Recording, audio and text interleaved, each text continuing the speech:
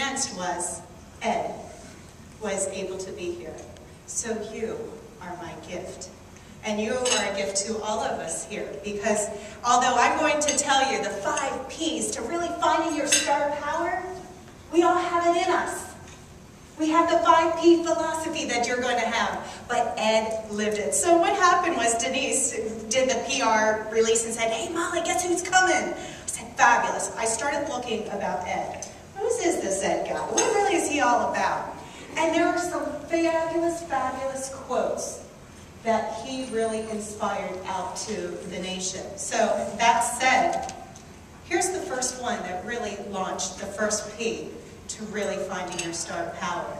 Principles. Benjamin Leavenworth, Honorary Council of Chile, said in an emotionally charged ceremony to honor these 3 PA companies, "It's a relationship that has been built on trust. This trust comes into play in good times, bad times, and the tough times. In this tough time, we saw friendship step forward. That friendship worked hand in hand with professionalism to pull off a miracle." Maybe something's happening divine that we don't even know about. But what this miracle is we can have this every day, day in and day out. Maybe not on the global scale, but what I'm saying today is if we don't really identify and discover what our true principles are and get one with them, we can continue to be in a possible back and forth disarray. Where am I going? What am I supposed to be doing? What is success? What does that look like? Principles. So, when I was just graduated from, Gettysburg College, that was in '96, I, of course, got a degree, and I said, you know what, elementary education, I'm not going to pursue that right now, I'm going to stay in admissions. So, I went out to Pittsburgh, and I was in admissions, and then I got called back to my alma mater to be in admissions. What was amazing about that was 3 years into my career, I got a call.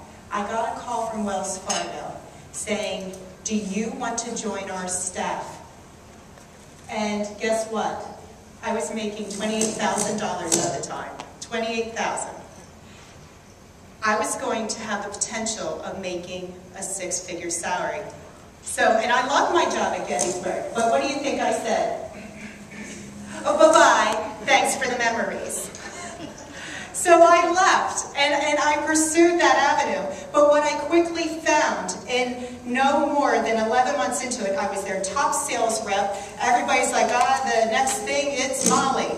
You know what? But yet I wasn't happy.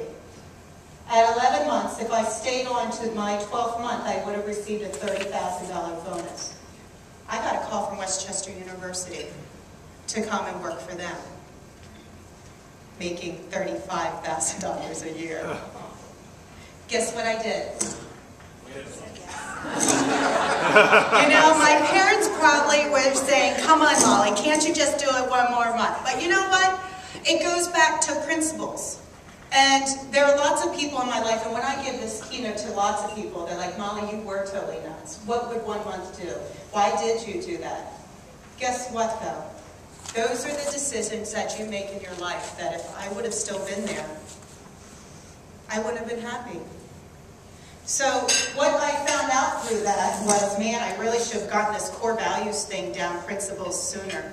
Because then I wouldn't have jumped ship, wouldn't have gone through all that. But guess what? I realized that money is not my top 5 value system. That is what I challenge you today, is to get true to what your principles are. What are they? We're in this area, so I'm going to bring in Benjamin Franklin. How many of you ever heard of his 13 virtues before? He had 13 virtues. There's a couple of you back there, Stephen back. What he did was every day he made a list of all his virtues. Monday, Tuesday, Wednesday, Thursday, Friday. These are the 13. How did I do today? Checked off the ones that he wasn't so hot at. Because guess what? Do we all fall off the bandwagon every now and again? Raise your hand if you say yes on that. I just want to make sure you're all not getting food coma out there. You know, that's exactly right. We all fall off, but if we don't know exactly what our principles are, we don't know how to get back on. And these are the things that we can be instilling in our children, in the people we work with, whoever. You don't have to have some behind the title. I spend so much of my time trying to break down people's titles because it has nothing to do with titles. So here are his, and here's a little trick for you. Here are his virtues. On his deathbed, there is one that he just wasn't able to crack. Let's see if you can figure it out. 1, temperance. 2, silence. 3, order. 4, resolution. 5, frugality. 6, industry. 7, sincerity. 8, justice. 9, moderation. 10, cleanliness. 13, chastity. 12, tranquility. And 13, humility. Which one do you think that he wasn't able to accomplish? Silence.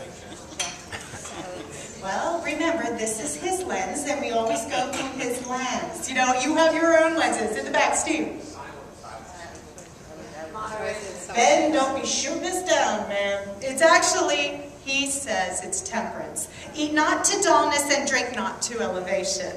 He thinks he was doing okay for the most part in the other ones, but again, he had a vision. He knew what his principles were. What I encourage all of you to do is to look and see what matters to you.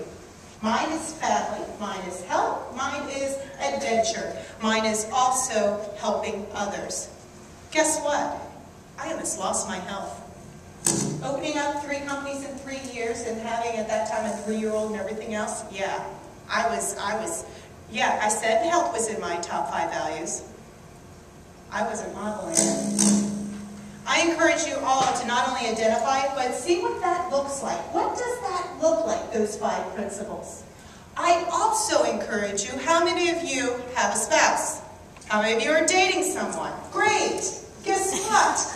Have this activity with that person. Because guess what happens? You start seeing, wow, where we can grow together. Or wow, where I need a shift. My husband, speaking of pride, had pride in his top 5 values. Well, that explains it when I said, honey, doesn't every man know how to fix a toilet? Wow, I just busted him on that. No wonder that was a trigger for him. That's just one of many. You know, we all go through that, through our marriage, right? Through our relationships. So, but to talk about it and to get on the same plane. Your family, how many of you have teenagers? God bless you. You know, this is sometimes a challenging time. Look and see what their values are. Because don't assume that your values are their values. Work together through this. It's your principles. Principles.